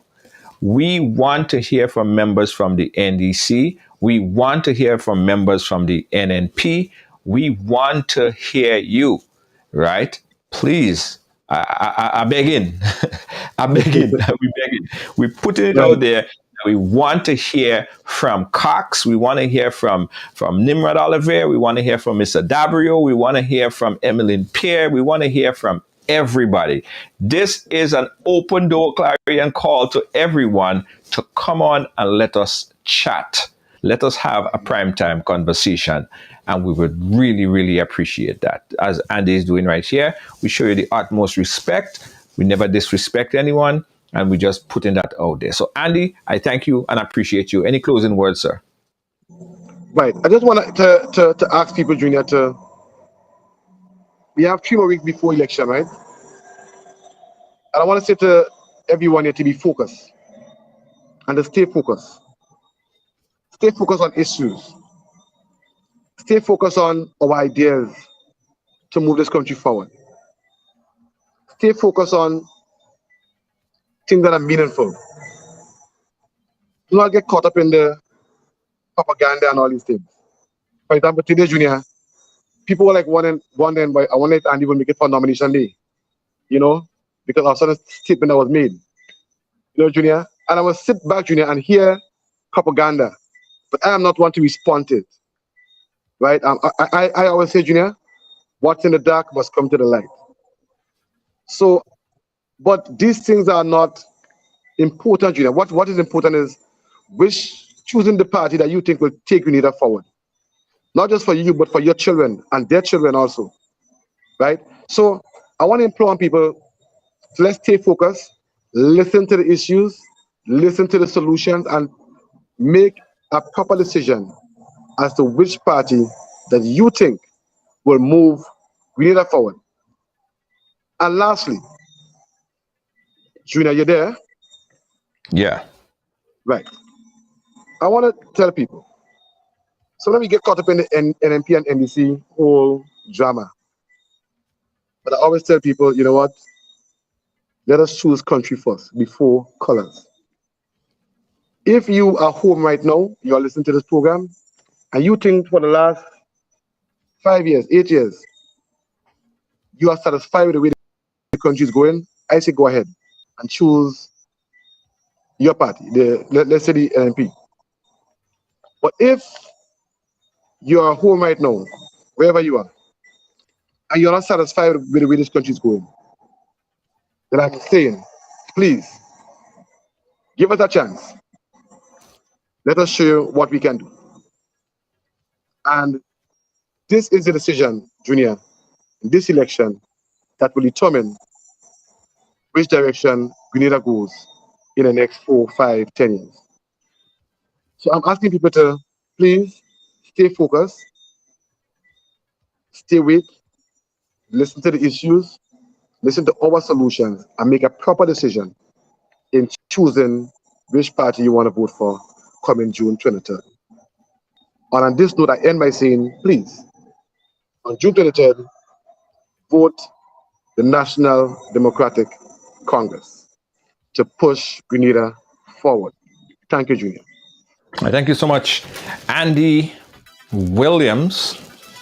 Every time I'm thinking Andy, I have to psych myself out and don't say Andy Mitchell. Yeah. All right, guys, thank you so much. Listen, we're going to keep the phone lines open for you guys to call in, because I during the process of the conversation, I opened the phone lines. We had so much calls, but we couldn't take all of them, and we still want to hear from you guys. So give us a call. Let us know what you think about Andy Williams. Let us know what you think about the election as it stands right now. Let us know who you supported. And I particularly want to hear from the undecided, the group of people who have not yet made up their mind. Have you started to pivot one way or the other? Are you considering one party over the other? Are you hearing things that making you favor one party over the other? Or are you seeing things that making you move away from one party than the other? Let's have this conversation right here. We open up the phone lines. The number is 718-701-5720. Right along live. Let me put back up the phone line. So we're taking your call on. Just tell us what you think. How you feel about this. Give us a general synopsis of where it's at for you right now. All right, let's take this call right here. Caller on the phone lines, go right ahead. Call on the WhatsApp hold. Call on the phone line, go right ahead. Hi, Junior. Good evening. Hey, good evening to you. To you, and congratulations to Mr. Andy Williams. I'm calling from New York, and I mean, I don't know much about Andy, but my mom told me so much about him. She worked with him before, and she said to me, if she were living in the South, he definitely would have get her vote, because he's a people's person. And I mean, it's such a good thing that an elderly person could say about a young man like him. So once more, I'd like to say congratulations to him, and keep his head up despite of all the rumors and stuff like that. And I mean, I'll see him on the 23rd. We'll celebrate together. God definitely will be there, going there to vote. Thank you, Junior. Thank you so much, caller. Thank you so much. Caller on the WhatsApp, go right ahead. Hi, good night. I was trying to get Andy when he was on the live, but unfortunately I didn't. But I've been undecided. I'm 26 years of age and I've never voted. Right. Now, this is the first time I am looking forward to voting. Unfortunately, I wouldn't be able to vote for Andy, but I think I have made up my mind as to whom I would like to vote for in moving the country forward. A caller was speaking something about the healthcare. We all know healthcare system here in Grenada sucks, but more so the mental care of Grenada. It needs a lot of revamp. And I hope that Andy or his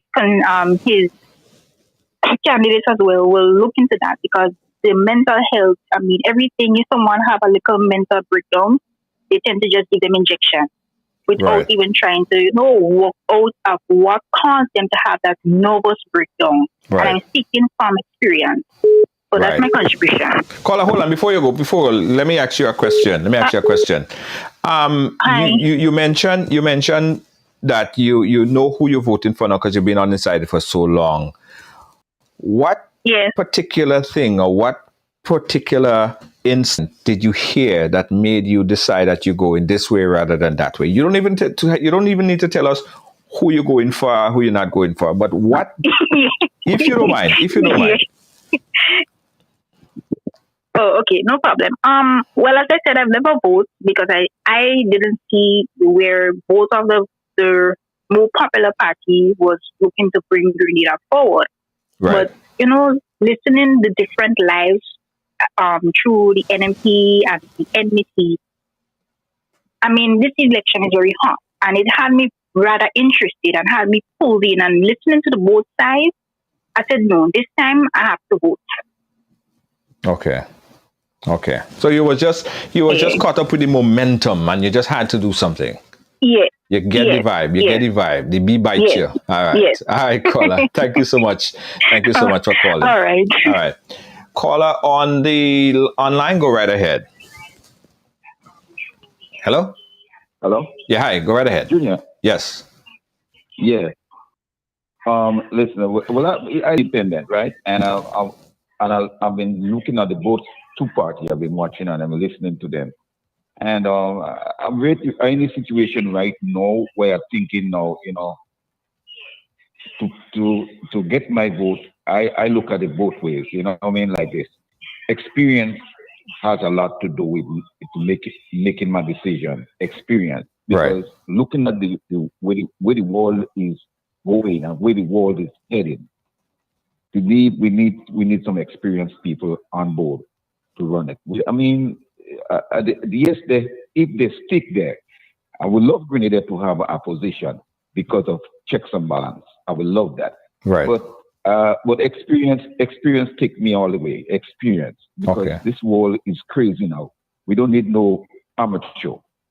We need some people who has real experience in this thing, because the thing is that the country, you make a bad decision, it affect a lot of people, man. Right. You affect the whole country. No bad decision cannot be made right now. Right. In the way Grenada is now. All right. Thank you, caller. Right, man. Thank you so much for your contribution. 718-701-5720. I got a caller on the phone line. Call on the phone line. Go right ahead. Hi, Junior. Yes. I was listening. Like two callers just called recently. Yes. I just called back. I'm kind of concerned because the last person spoke about experience. Yes. And to me, experience haven't bring Grenada forward. It hasn't taken Grenada anywhere.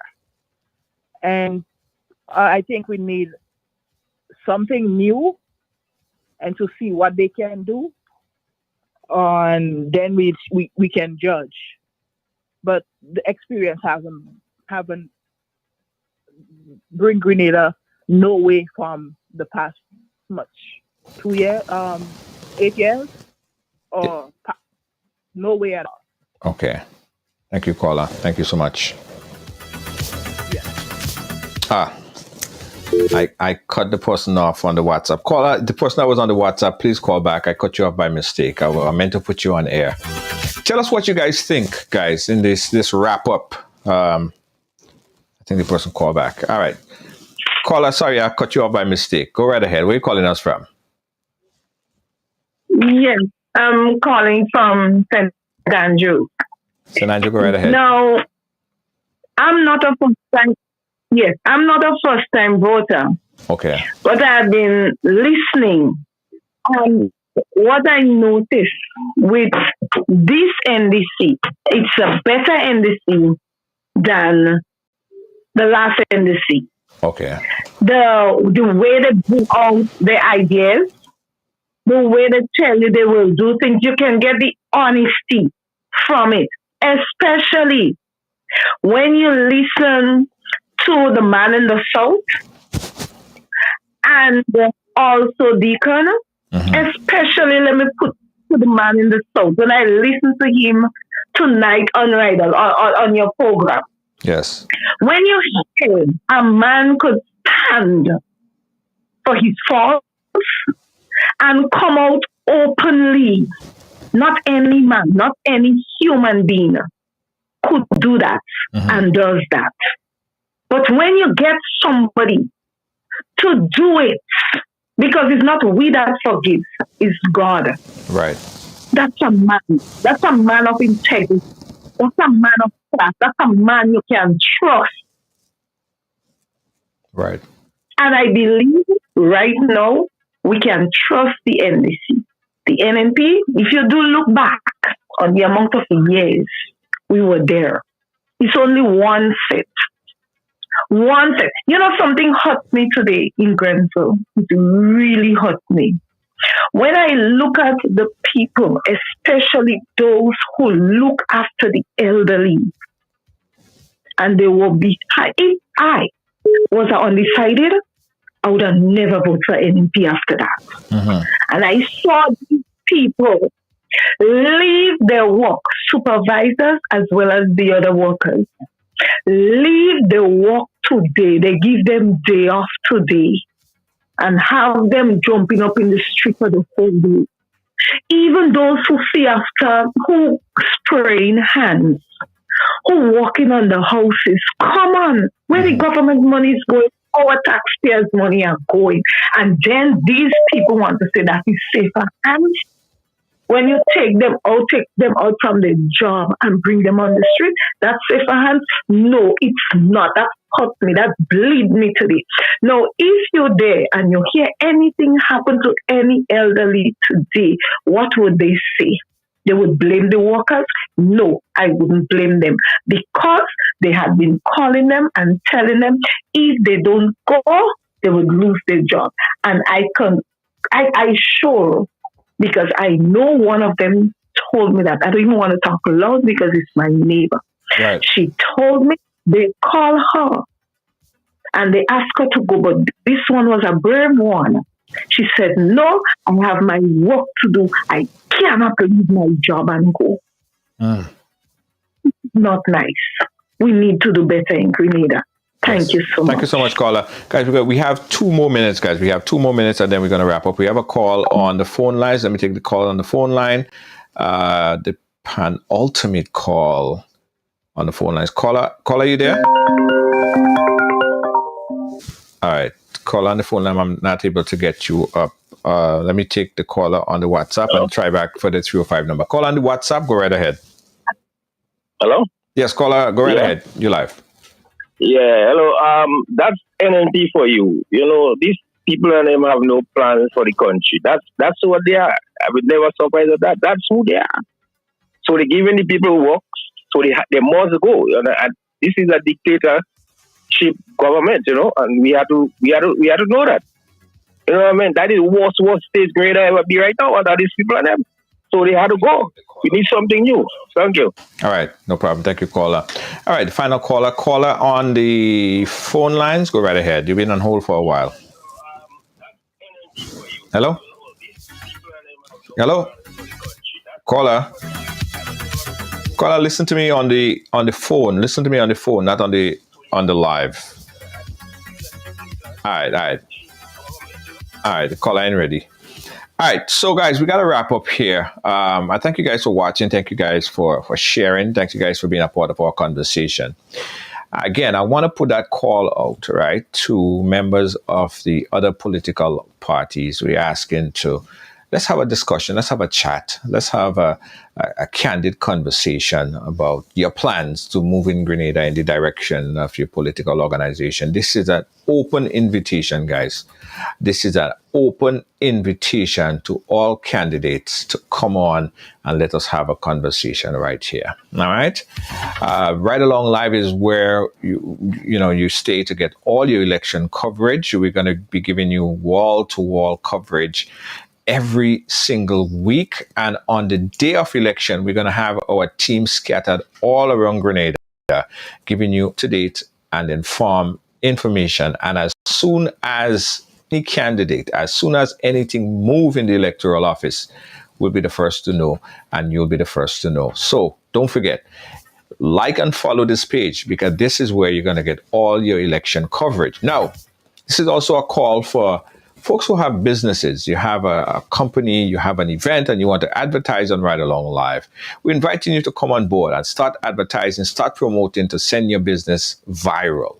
All right. So give us a call, 718-701-5720. That's 718-701-5720. For the folks who are true diehard supporters of this program and this platform, yeah, you are supporters. You are financially contributing to this program to ensure that we could continue to do what we're doing here on a daily basis. We bring you news, we bring you games, we bring you information. There is never a dull moment here on Ride Along. And as much as sometimes, we get tossed all over the place and people might say whatever they have to say, we do believe that you love your Ride Along and we want to continue to do what we're doing here. So in order for we to continue, you have to play your part as well. Become a supporter of this platform so we could go forward together. Strong, right? Real strong. So you can become a supporter by clicking that link, and it will give you all the option of how you could become a monthly subscriber to Ride Along Live. And it costs less than the cost of a cup of coffee. Yeah. Thank you guys so much for watching. Thanks for being a part of our program today. The following is a paid political commercial advertising by the National Democratic Congress. Sisters and brothers, I ask you to hear me just on this point. Examine the team of the National Democratic Congress. You just examine them. Compare them one by one. And what you see is an experienced group of people ready to take this country forward. I'm Deacon Mitchell, and I endorse this message.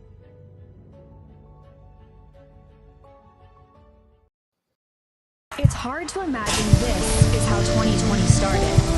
But across the world, dozens were falling ill with a mysterious virus that would ultimately change life as we know it. Chinese health authorities are still working to identify the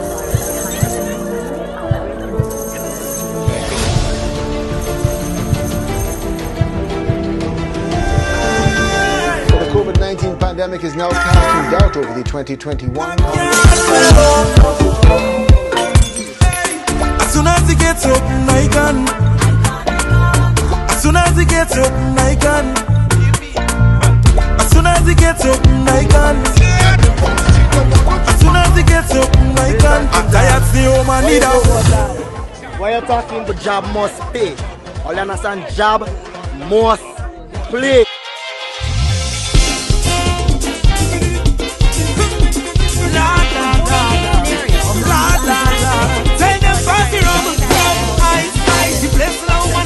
Watch how the party turn up tonight. We going out and party, the people better we causing trouble.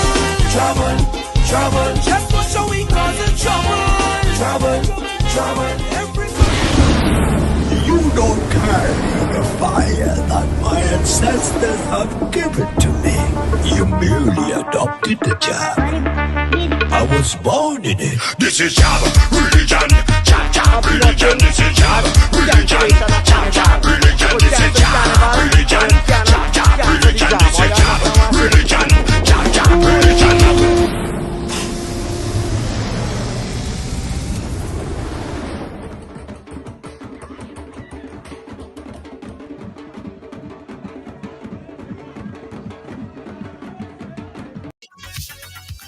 Guys, also, I got to tell you guys about the third annual Miss Caribbean USA Summer Body Pageant. That's the third annual Miss Caribbean USA Summer Body Pageant that takes place on June 26.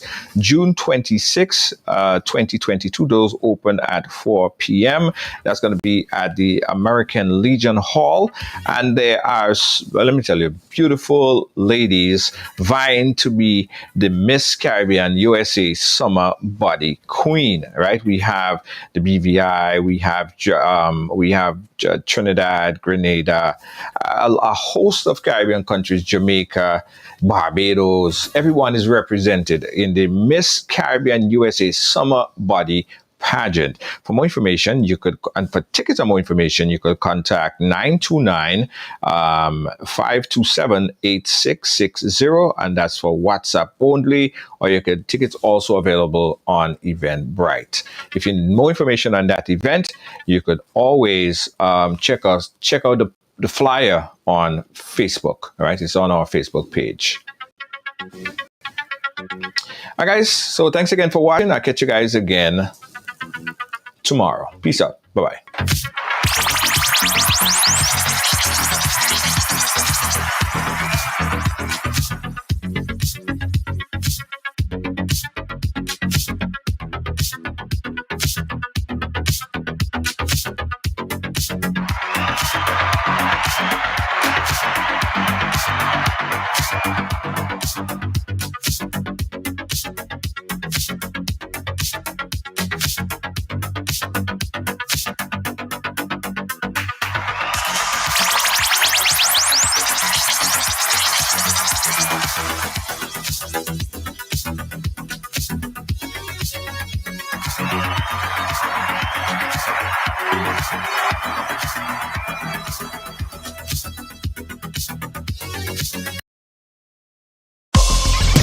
Well, it's on the right along, so it's happening here. Came over here. What does it mean?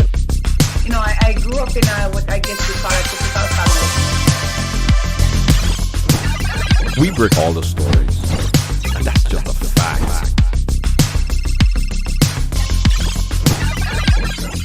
And that's why everyone has a story to tell. Right Along Live, I mean, yeah, it's the real deal.